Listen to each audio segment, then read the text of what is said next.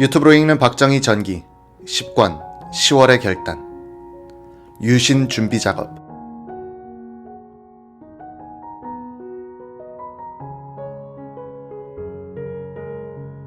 (1972년 5월 11일) 이날 청와대 비서실은 박정희 대통령에게 국사교육 강화 발언 건의라는 제목의 보고를 했다.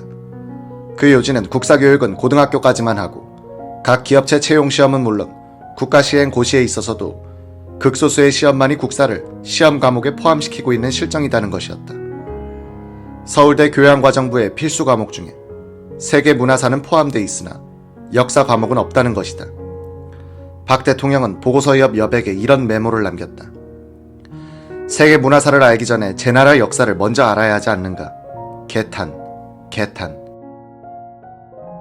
박 대통령은 1972년 2월 7일 경북도청 연두순시 때도 국적 있는 교육의 중요성을 강조했었다. 지난날 우리 교육은 선량한 민주시민을 양성한다는 막연한 목표를 내세웠기 때문에 교육을 받은 사람들이 한국 사람이면서도 정신상태는 한국인인지 외국인인지 분간할 수 없고 국가 이념조차 분명치 않는 인간이 되는 일이 적지 않았다. 훌륭한 한국인이 된 다음에야 선량한 민주시민도 인류사회에 공헌하는 세계인도 될 수 있다. 자기 나라에 쓸모없는 인간이 세계를 위해 공헌했다는 기록은 동서고금을 통해 찾아볼 수 없다. 박정희는 역사서를 많이 읽었다. 그의 역사관은 그의 통치 철학의 바탕이었다. 그는 주사입경, 즉 역사적 경험을 중시하고 이론을 보조적으로 보려는 관점의 소유자였다. 요사이 한국의 지도층이 역사, 특히 자기 나라의 역사에 대해 무식하거나 왜곡되고 천박하며 편협한 관점을 가진 경우가 참으로 많다. 한국호의 방향이 잘못 가고 있다면 이런 역사 문맹과도 관계가 있을 것이다. 1972년 5월 18일 이날 새마을 소득증대 촉진대회에 참석한 박정희 대통령의 치사는 2시간이 넘었다. 그는 메모를 가지고 즉석 연설을 하는 식으로 자신의 꿈과 열정과 불만들을 작심한 듯 토로했다. 그는 새마을 운동을 잘 살기 운동이라고 규정했다. 그러면 어떻게 사는 것이 잘 사는 것인가? 배부르게 먹고 잘 입고 좋은 집에서 사는 것도 물론 잘 사는 겁니다. 그러나 그것만 가지고 잘 산다고 할 수 없습니다. 우리가 인간으로서 좀 더 여유 있고 품위 있고 좀 더 문화적인 생활을 할 수 있어야겠고 그것도 나 혼자만 그렇게 잘 살아서는 안 됩니다. 내 이웃 사람은 지금 밥을 못 먹고 굶고 있는데 나만 잘 먹고 잘 입고 여유 있고 품위 있는 문화적인 생활을 하는 것, 이것은 잘 사는 것이 아닙니다. 박 대통령은 같은 맥락에서 도시민들이 농촌 지역으로 놀러가서 농민들에게 방해되는 행락을 한다고 구체적으로 지적했다. 지난 주말에 서울 근교에 나가보니 산 위에서 떠드는데 올라가 보지는 못했지만 학생인지 하여튼 젊은 사람임이 틀림없었습니다. 한쪽에서는 잘 살아보기 위하여 농민들이 새벽부터 깜깜해질 때까지 남녀노소 할 것 없이 일하고 있습니다. 특히 도시의 처녀 같으면 한창 멋내고 몸 가꾸고 맵시 부릴 만한 나이에 학교 갓 나온 시골 처녀들이 삽을 들고 곡괭이 들고 머리에 돌을 이고 내 고장을 한번 살기 좋은 마을로 만들어 보려고 열의를 올리고 있는데 그 옆에 도시에서 온 사람들은 그 사람들은 대한민국 국민이 아닌지 어디 족속인지 모르지만 불악 사람들의 열의에 찬물을 끼얹는 그런 행동을 안 해어줬으면 좋겠는데 왜 그런 짓들을 하느냐 하는 겁니다. 도시 행랑객들을 향해 대통령이 그 사람들은 대한민국 국민이 아닌지 어디 족속인지 모르지만 이라고 거의 막말을 한다. 이 순간 박 대통령은 철권 통치자가 아니라 가난한 농부의 아들로 돌아가 있는 것이다. 대통령이 되고도 특권, 사치에 대해서는 본능적인 거부감을 유지했던 그의 진면목이 드러나는 장면이다. 우리 민족사에서 가장 완벽하게 권력을 조직적으로 행사한 그였지만 내면의 본성은 반골이었다.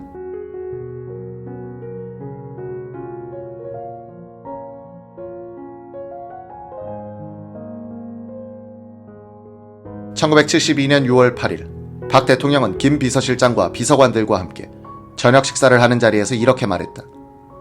법에 지나치게 얽매이면 할 일도 못할 때가 많아. 깡패소탕 같은 것이 바로 그런 경우지. 할 일이 있으면 너무 법에 집착이지 말고 과감히 일을 처리해 나가야지. 그러자 김정념 실장이 입을 열었다.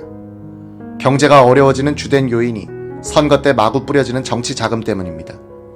선거 때 생긴 경제 주름살을 펴려면 2년이 걸리는데 겨우 정상 궤도에 올려놓고 보면 금방 또 2년 후에 닥쳐올 새 선거를 준비해야 합니다. 그렇기 때문에 경제는 잠시도 제대로 잘할 수 없습니다. 선거 안 하는 방법 좀 짜내보지. 허허.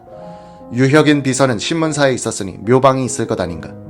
선배나 동료들에게 좋은 아이디어 있는지 물어봐. 박 대통령은 이때 벌써 정보부를 시켜 유신 준비 작업을 진행하고 있었다. 나는 이승만 대통령 때부터의 비서실 역사를 알고 있어요. 그 당시 전방 지휘관들은 후방에 나들이 할 기회만 있으면 어떻게 하면 경무대 비서관과 전역을 할 수 있을까 하는 문제에 신경들을 많이 썼지. 요즘 우리 비서관들은 전에 없이 일을 잘하고 있다고 생각합니다. 그것은 우리 비서관들이 돈을 갖다 줘도 받지 않는다는 인식이 외부 인사들에게 알려졌기 때문이 아니겠소. 사실이 어때? 내가 깨끗하다고 해서 지나치게 행정부에 간섭하면 그들이 일을 못해. 이런 점을 유의해서 중요한 것만 체크하도록 해요. 옥상옥이라는 말은 절대 듣지 말도록 하고 건강은 40세부터 45세 사이에 조심해야 해. 김시진 장군은 47이지. 알아서 하시고. 1972년 6월 14일 박 대통령은 아스팍 총회 대표들과 청와대 본관 옆들에서 가든 파티를 열었다. 유재영 국방장관이 옆에 있던 태국의 사라딘 대표를 가리키며 말을 했다. 카카, 사라딘 대표는 각하께서 10년은 더 집권하셔야 할 것이라고 말합니다. 이 말을 들은 박 대통령이 말없이 피식 웃으며 고개를 옆으로 돌렸다. 박 대통령은 수줍음을 많이 타는 성격이어서 자신에게 듣기 좋은 얘기는 낯간지러워했다. 사라딘 태국 대표가 태국 정정을 설명했다. 우리는 국회의원들이 국가예산 심의를 5개월씩이나 연기시키면서까지 자기 선거구에 사업에 쓸 예산을 과다하게 요구하는 통에 의회를 해산시켜버렸습니다. 충분히 이해하겠소. 다른 나라의 평에 구애받지 말고 현 체제를 당분간 그대로 밀고 나가야 할 것이. 언젠가는 의회를 다시 가져야 하겠지만 우선은 현 상태대로 밀고 나가렵니다. 동남아는 미국식 민주주의를 그대로 배우다가 병들었어요.